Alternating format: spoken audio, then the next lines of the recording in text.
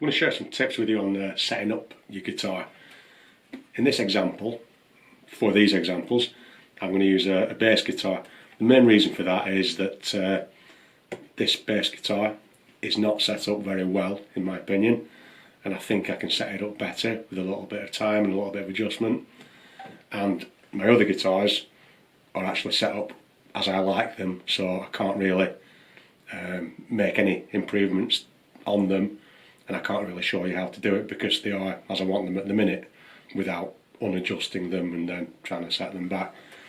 The reason for that is I play those guitars regularly, if not daily, each of them, so I'm familiar with them, I use them a lot, and they are, as I say, set up comfortable to me. Imagine you jump in your car, you've got it set up for you, your seats at the correct place, your wheel, all the rest of it, your mirrors. They're set up just as you like them. The reason this isn't is, for that same reason, I very rarely use it. This bass guitar was actually very generously donated to me by a friend of mine when I started doing this channel, and when I started doing one of the projects that I'm doing working with a charity group. So he very kindly donated this to the project, and I'm thankful for that. But I've only actually used it twice. I think once I used it recently to record some bass riffs, and another time I used it to produce a backing track. So in all the time I've been doing this channel, I've only actually used this instrument twice. Last time I used it, it did cross my mind that it's not really set up maybe as well as it could be. So that's what's generated this idea. The second reason, luckily, is because with it being a bass guitar, everything on it is a bit bigger than on a normal electric guitar. So it's going to make it easier for me to show you the adjustments that I'm making on this, because it'll be easier to film, it'll be easier to see the differences. So that's a bonus really, it just happens to be the case. Everything that I do in these this setup is going to work the same for your normal ordinary electric guitar as what it's going to do on this bass guitar. So all of the things that I'm going to adjust, the changes I'm going to make, will be the same on that guitar as it will be on this guitar. As I say, it's just going to be easier to see because just everything is bigger, the bits are bigger, the nuts and bolts are bigger, so it'll just come across, I think it'll come across better on video. So that's the reason why I'm using a bass guitar to demonstrate this. Whatever sort of guitar you've got, whether it's a bass guitar or a ordinary electric guitar, you might find that the screws might be in slightly different places, or there might be one instead of two. Guitar manufacturers have slightly different ways of doing things, but I'm going to show you the principles, and the actual ideas of it work the same for all guitars. So don't worry if yours doesn't exactly look like this one. The things that I'm going to, the actions I'm going to perform are going to work the same, and the idea, the results are going to be the same for any guitar. You just might have to do it in a slightly different way. So what am I going to do? Well, to start off with, my goal, my objective, is to improve the playability of the guitar and the sound of the guitar. So that's what I'm setting out to try and achieve, because when I played it, I noticed it didn't play quite as well as what I thought it might do, and also I've got a couple of issues with the sound that I had to sort of fidget with and fiddle with. That sounds a bit vague, so I'm going to be more specific and explain exactly. There's three things that I'm going to look at when I do this. I'm going to make separate videos for each of them, so I don't have a great big long video. I'll try and keep them short. But the three things that I'm going to look at, the first thing is the action, or sometimes called the string height, and that is the literally the height between the string and the fretboard. So on this guitar, I think the action is a bit higher than what I'd be comfortable with. I think I can make the action lower. That'll make the instrument easier to play. It'll create less fatigue when I'm playing it. Obviously the bass is more physical to play than an ordinary guitar. You can't overcome that, but I think I can probably get that action down a little bit. So that's one thing I'm going to look at. The second thing, intonation. What I mean basically by intonation is the guitar staying in tune when we play it further and further up the neck. When you tune your guitar, normally you plug your tuner in or use your app. You're using open strings, you're plucking your open strings, it'll come up E, A, D, G, B. Whatever the string is that you're tuning, that's fine. Just because your string is in tune at the nut on your open string, it might not necessarily be in tune further up the fretboard. So when I'm talking about intonation, what I'm actually talking about is the length of the string is a simple way to explain it. Again, I'll do its own video on intonation, so I don't worry too much about that now, but it's making sure that the guitar plays in tune all over the fretboard, or as much as possible. The third and final thing is the pickup balance. You can see I've got 2 pickups on this guitar.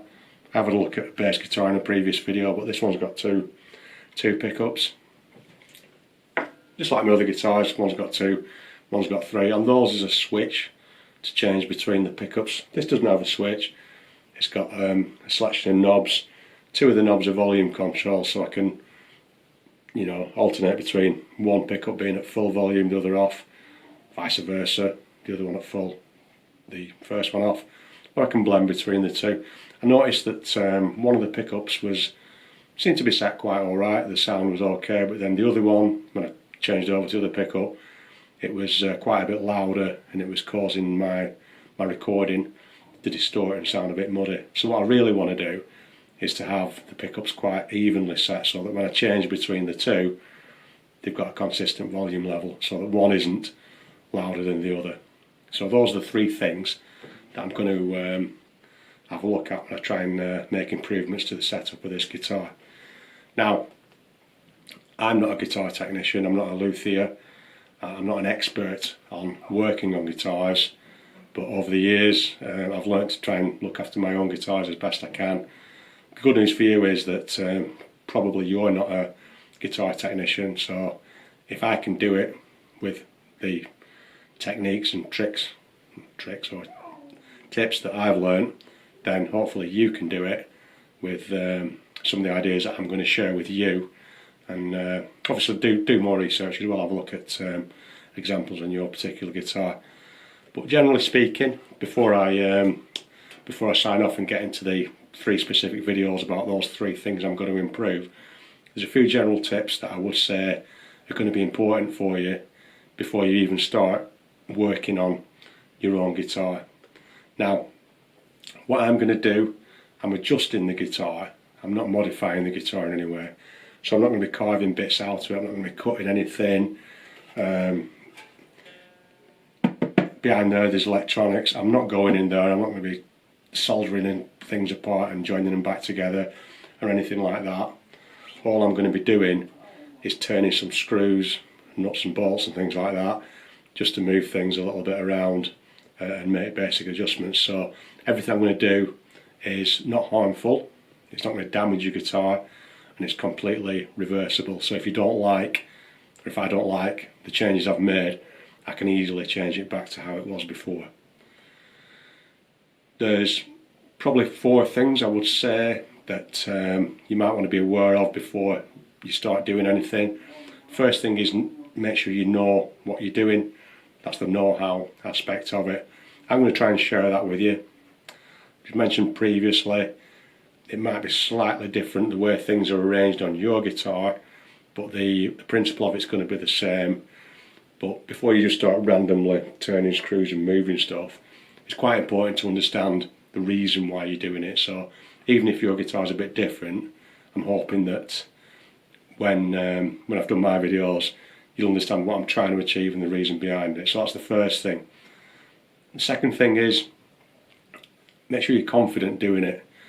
Even if you've watched my videos and 1,000 other videos of people doing things like this, if you don't feel confident doing it, my advice is don't do it. Hopefully I can build your confidence a little bit and you know, give you a little bit of a start on that to set you in the right direction.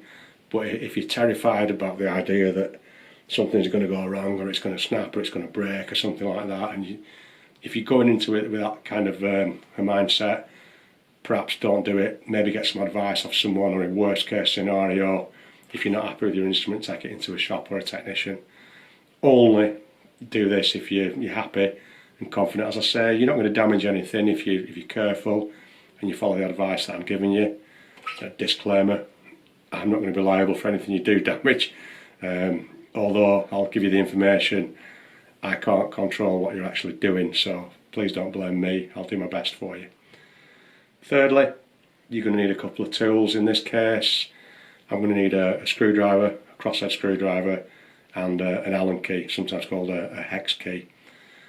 I've got access to some tools that are in good condition. Don't just find some nasty little tool from the bottom of your garage drawer or something. If it's knackered and worn out, you could end up damaging the parts of your guitar. Worst case scenario, strip something out so you can no longer adjust it, and then you're going to have to pay more to have that repaired or replaced. So, as with anything, just make sure that your tools are okay, they haven't got bits broken off them, or they're not rounded. Make sure they've got a good fit. So with a screwdriver, obviously it wants to be the right size and it wants to feel nice, firm and comfortable. Same with the Allen keys. If you even feel it like it's spinning round and not turning, take it out and get a better one, or get some advice from someone more experienced.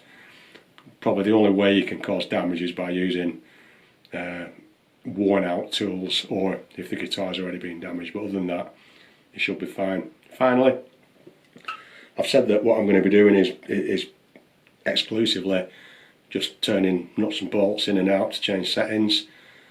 You might worry that you're going to change the guitar in such a way that make a mess of it and it was better off beforehand. The solution to that is make notes. Your best friend is here, 2 of them, paper and pad. If you're turning a screw, let's say for example, that screw there, I can always make a note. If I turn that 1 full turn with a screwdriver, I can make a note that I've turned that 1 full turn, and I can see and have a look at what difference I've made. And if I don't like what I've done at the end of the process, I've got notes of all the adjustments that I've made, and I can always reverse what I've done, turn it the other way and get it back to how it was. So with that said, I'm going to do those 3 aspects in separate videos, see if I can make improvements to this, and I'll get some good close-up stuff of the actual the parts that I'm changing, and hopefully you'll be able to see the difference that I've made. So I'm hoping that when I've done that, my enjoyment of the instrument will be better.